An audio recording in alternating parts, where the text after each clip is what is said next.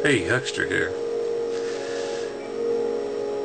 Just curious about how Christians view verses such as, "In the grave there is no consciousness. The soul that sin shall die."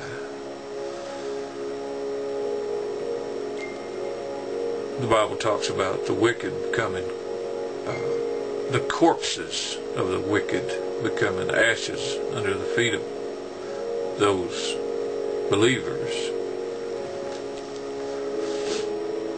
Corpses is a dead body. How could the wages of sin be death? Yet, when it says God so loved the world that He gave His only begotten Son, that whoever should believe in Him should not perish, but have everlasting life. If you perish, how could you have everlasting life in a hell?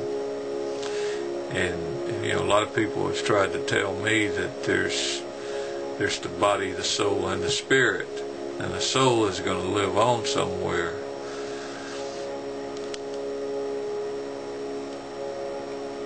The soul that sinneth, souls of the wicked perish. The Spirit, which is the breath of God, goes back to the one who gave it. All animals are living souls. All animals have a spirit, the breath of life. We're told that we're no different than the animals.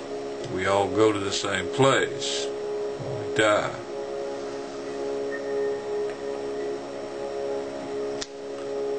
But through translations, Christians believe in a fiery hell, and I've even heard preachers say that it's ruled over by Satan himself,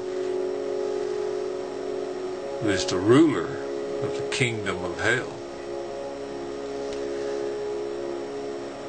To me, this science fiction, Harry Potter type belief only brings on more unbelievers than it does anything else. It's not the truth of the Bible. If the wages of sin is death, we all know what death is. Death is the cessation of life, not a continuance of life somewhere else. Because translators put the word hell in Jesus' mouth and replace the word Gehenna. Jesus says that you could be brought before the council and cast into the fires of Gehenna, which is something they actually did there in that first century. The Sanhedrin was a council, and they had the power to sentence you to death, and your body would be cast into Gehenna to be burned up. It wasn't speaking of something that would happen to the body in the afterlife. We're told to fear Him who can destroy both body and soul in Gehenna. The soul of that person could not gain eternal life through wickedness, and there was much wickedness in that first century. The very holy people, Jesus called them thieves of widows' houses. They were to feed the widows, the orphans, the poor, yet they were using it as a means of gain. Whole families were taken into slavery because they could not pay the debt to these people. They were in league with Rome because of the benefits that would come through the Roman rule. God's holy people had become wicked and adulterous. Jesus told them that many times he could have gathered them under his wing like a hen does its chicks. But they refused him. They denied him. They killed him. Jesus said they would kill the prophets and the messengers sent to them by God, and they would kill him. And that's what they did. Today, Christians have a mindset that many other Christians, because they don't believe as they do, their fate will be an eternal torment in a fiery chamber. It's not what the Bible teaches. It's what these Christians desire. Same way with end times teachings. It's not what the Bible teaches. It's what these Christians desire. It's the desire of their heart.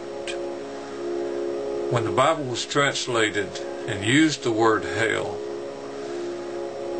it either didn't mean what it means to us today. It meant unseen or a covered place. But today, hell means a fiery place of torment where people, actual humans, will be burnt for eternity. It's not from the mind of God. It's from the minds of men. It's what these men desire. How can these men be of God as they state?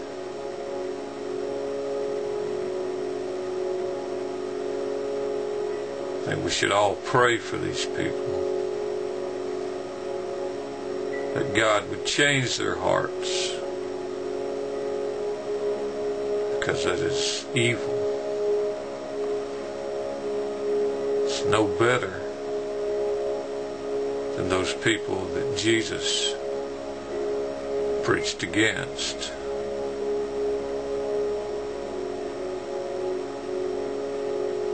Peace, love, justice, understanding, music, and friends